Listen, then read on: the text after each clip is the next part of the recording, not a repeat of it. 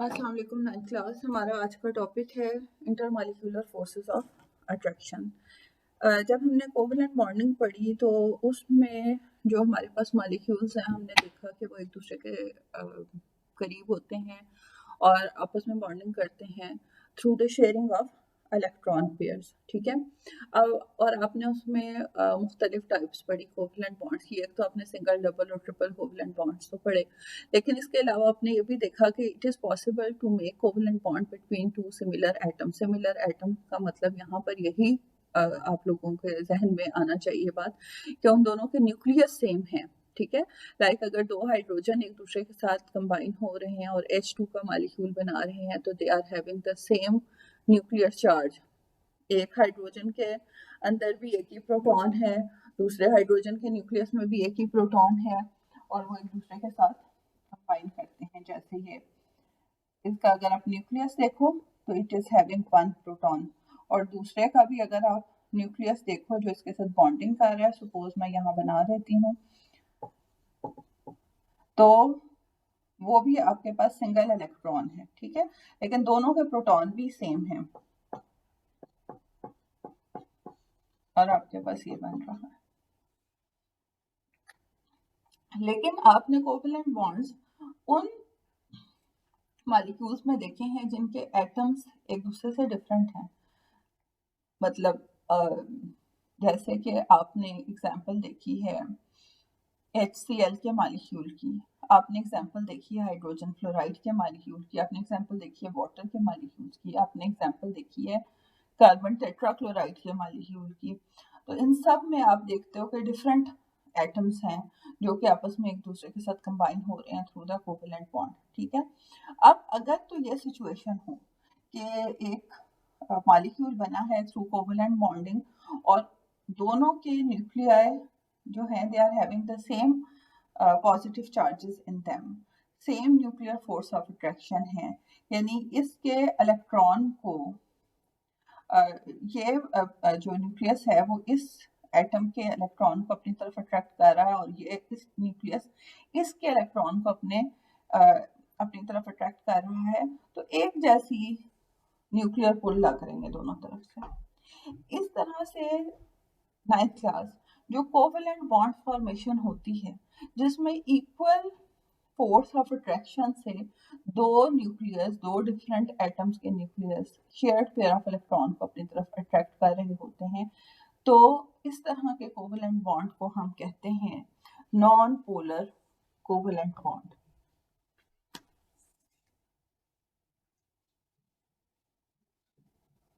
मैं इसको एक और तरह से भी कहूंगी कि आप लोगों ने अपने पिछले चैप्टर में एक प्रॉपर्टी पढ़ी है दैट वाज इलेक्ट्रोनेगेटिविटी, और मैंने आपको उस वक्त भी कहा था कि इलेक्ट्रोनेगेटिविटी की आपको तब समझ आएगी जब आप नेक्स्ट चैप्टर पढ़ोगे, जब आपको कोवेलेंट बॉन्ड की समझ आ जाएगी। तो आई होप कि अब आपको कोवेलेंट बॉन्ड समझ आ गया कि कोवेलेंट बॉन्ड फॉर्मेशन जो है that is by the mutual sharing of electron pairs between two atoms. तो हर एटम में अलग अलग ये टेंडेंसी होती है कि वो शेयर्ड पेयर ऑफ इलेक्ट्रॉन को किस हद तक अपनी तरफ अट्रैक्ट करता है। और आप लोगों ने अपने पिछले चैप्टर में ही पॉलिंग स्केल भी देख लिया था जिसमें आपने देखा था कि फ्लोरीन की इलेक्ट्रोनेगेटिविटी पूरे पीरियोडिक टेबल में हाईएस्ट है दैट इज 4, और लोएस्ट इलेक्ट्रोनेगेटिविटी जो है वो अल्कली मेटल्स में सीजियम और फ्रेंशियम की 3.7। तो इन केस ऑफ हाइड्रोजन, जाहिर है दोनों हाइड्रोजन एटम्स हैं तो दोनों की इलेक्ट्रोनेगेटिविटी वैल्यू सेम है। इसका मतलब है कि इस हाइड्रोजन की जो न्यूक्लियर पुल है, जो इलेक्ट्रॉन्स को अपनी तरफ अट्रैक्ट करने की टेंडेंसी है, जितनी इसकी है उतनी इसकी भी है, दैट इज 2.1। अगर आप पिछला चैप्टर निकाल के वो टेबल खोल लें इलेक्ट्रोनेगेटिविटी वाला तो आपको याद आ जाएगा। तो दोनों एक ही तरह की फोर्स है, शेयर्ड पेयर ऑफ इलेक्ट्रॉन को अपनी तरफ अट्रैक्ट कर रहे हैं। इसका मतलब है कि इनमें कोई इस तरह की सिचुएशन नहीं हो सकती कि कोई न्यूक्लियस इलेक्ट्रॉन पेयर को ज्यादा अपनी तरफ अट्रैक्ट कर ले और कोई कम करे, दोनों एक फोर्स से अट्रैक्ट करेंगे। तो जब आपके पास ऐसा कोवेलेंट बॉन्ड बनता है जो कि दो ऐसे न्यूक्लियाई के दरमियान होता है जिसमें इलेक्ट्रोनेगेटिविटी डिफरेंस 0 हो या मिनिमम हो, तो ऐसा कोवेलेंट बॉन्ड जो है that is known as non polar covalent bond. So the formation of hydrogen molecule is the example of non-polar covalent bond formation. और भी बहुत सारे एग्जाम्पल्स हैं, जैसे आप Cl2 की एग्जाम्पल दे दो, क्योंकि दोनों तरफ Cl है तो एक जैसी इलेक्ट्रोनेगेटिविटी वैल्यू है दोनों की, तो दोनों की nuclear pull for the shared pair of electron same है। इसी तरह से अगर आप देखो फ्लोरीन, उसमें भी यही चीज है। Nitrogen even though triple covalent bond है लेकिन नॉन पोलर बॉन्ड है, ऑक्सीजन में नॉन पोलर बॉन्ड है and so on. But what happens if you are having an atom having suppose one proton in it, and I hope you understand कि वो आपके पास जाहिर है क्या होगा, हाइड्रोजन है। दूसरी तरफ कोई बड़ा एटम है जिसका न्यूक्लियर फोर्स ऑफ अट्रैक्शन बहुत ज्यादा, जैसे कि हम यहाँ ले लेते हैं क्लोरीन। अब आपको पता है कि क्लोरीन में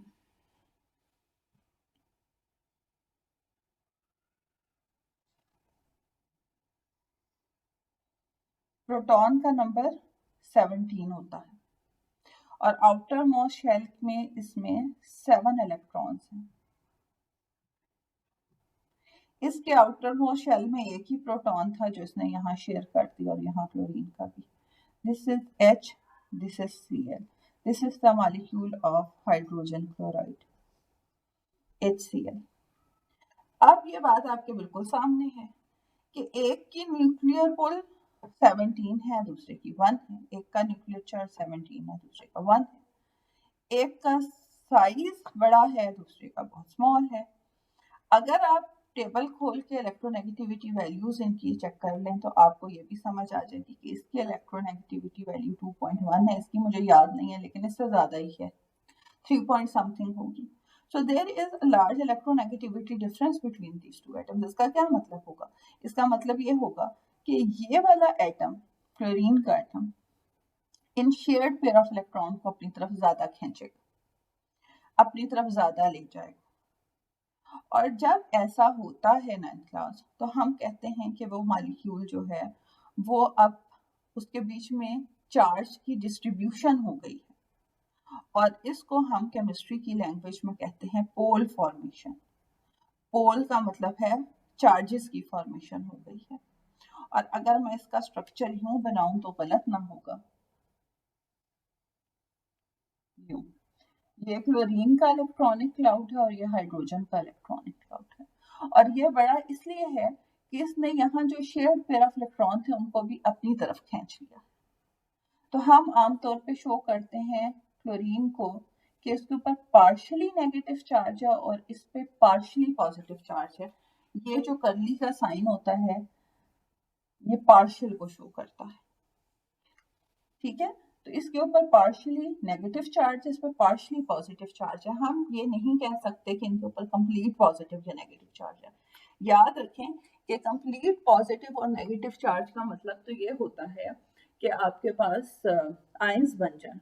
यहाँ हम ये नहीं कह रहे कि आयंस की फॉर्मेशन हो जाएगी, यहाँ हम कह रहे हैं कि एक एटम का जो इलेक्ट्रोनेगेटिविटी वैल्यू है एक मॉलिक्यूल के बीच में वो दूसरे एटम की इलेक्ट्रोनेगेटिविटी वैल्यू से ज्यादा है, इसलिए वो इलेक्ट्रॉनिक क्लाउड को अपनी तरफ ज्यादा इफेक्टिवली पुल करेगा, shared pair of electronic cloud को भी।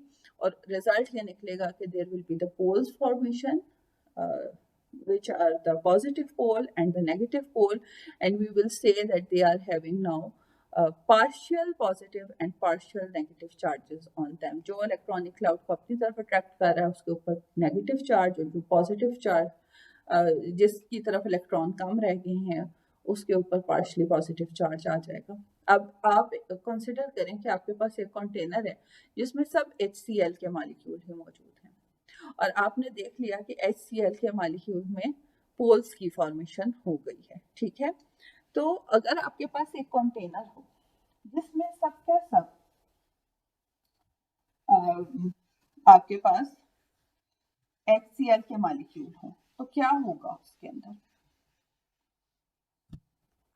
You are having a container full of HCl molecule और आपको ये समझ आ जाएगा कि बड़ा पोल है तो वो क्लोराइड का साइट है, छोटा पोल जो है वो हाइड्रोजन का साइट है।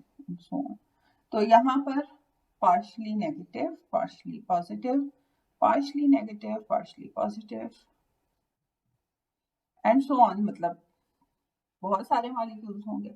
लेकिन अब इस कंटेनर के अंदर क्या शुरू हो जाएगा कि ये इसका जो नेगेटिव पोर्शन है, दूसरे मॉलिक्यूल का पॉजिटिव पोर्शन और इसके नेगेटिव पोर्शन के दरमियान फोर्स ऑफ अट्रैक्शन डेवलप हो जाएगी, जिससे मैं यहाँ इन डैश लाइंस के साथ शुरू कर।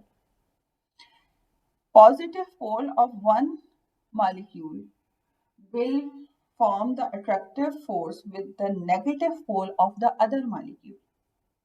यही चीज आपको यहाँ पे भी नजर आएगी, ये चीज आपको यहाँ पे भी यूं होती नजर आएगी, ये भी नजर आएगी एंड सो ऑन। जितने भी मॉलिक्यूल्स हैं सबकी आपस में इसी तरह डेवलपमेंट हो जाएगी। ये जो फोर्स ऑफ अट्रैक्शन है 9th class between the oppositely charged poles of the two molecules, this force of attraction is known as dipole-dipole force of attraction.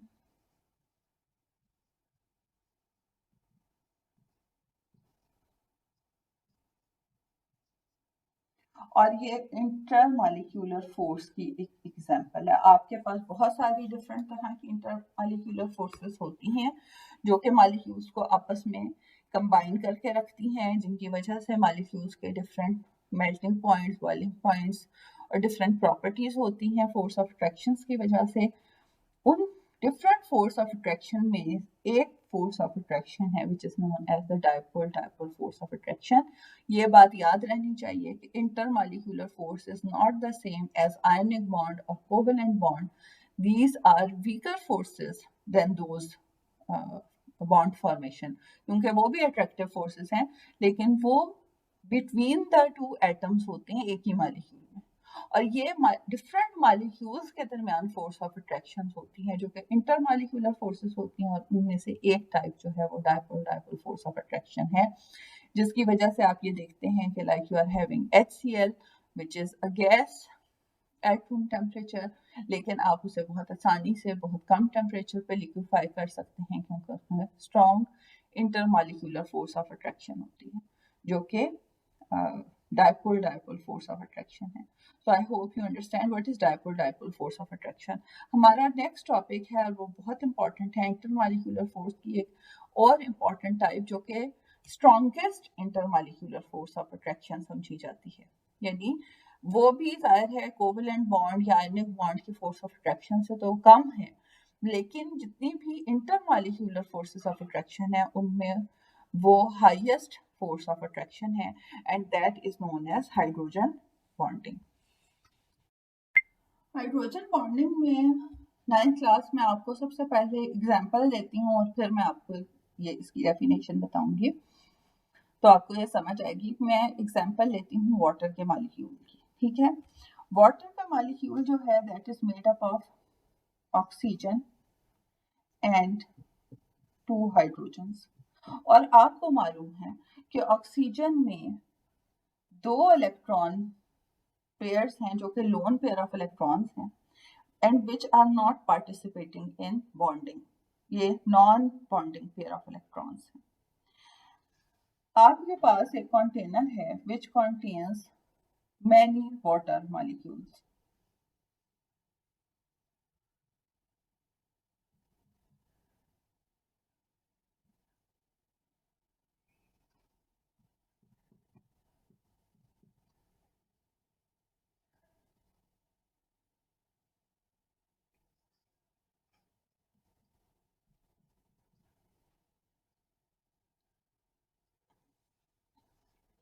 अब अगर आप वाटर की सिचुएशन को समझें तो आपको ये चीज समझ में आती है कि ऑक्सीजन और हाइड्रोजन की इलेक्ट्रोनेगेटिविटी वैल्यूज में बहुत ज़्यादा डिफरेंस है। हाइड्रोजन की इलेक्ट्रोनेगेटिविटी वैल्यू ऑक्सीजन से बहुत कम है। Oxygen is a strongly electronegative atom, it can attract the shared pair of electron towards itself, full force के साथ अपनी तरफ अट्रैक्ट करेगा। जब ऐसा होगा तो आपके पास हाइड्रोजन के मॉलिक्यूल्स पर पार्शली पॉजिटिव चार्ज आ जाएगा और ऑक्सीजन पर नेगेटिव चार्ज आ जाएगा, partially negative charge, not full negative but partially negative charge.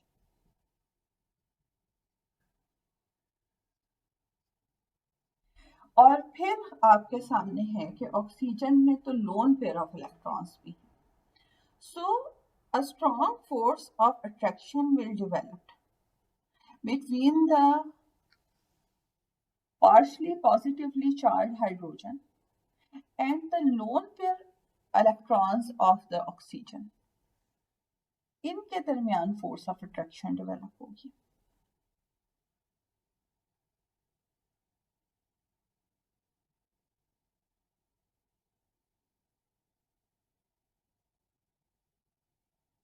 इस तरह से ये जो फोर्स ऑफ अट्रैक्शन डेवलप हो रही है, this is known as hydrogen bonding and this is shown by these dashed lines. ये जो आपके पास सॉलिड लाइंस हैं, ये तो आपका सिंपली शो कर रहा है कोवेलेंट बॉन्ड, ठीक है। जो डैश लाइंस बनी है वो शो कर रही है कि आपके पास हाइड्रोजन बॉन्डिंग मौजूद है, ठीक है। अब हाइड्रोजन बॉन्डिंग की डेफिनेशन क्या है? The interaction of a highly electron deficient hydrogen and lone pair on a nearby highly electronegative atom such as nitrogen, oxygen or fluorine is called a hydrogen bond.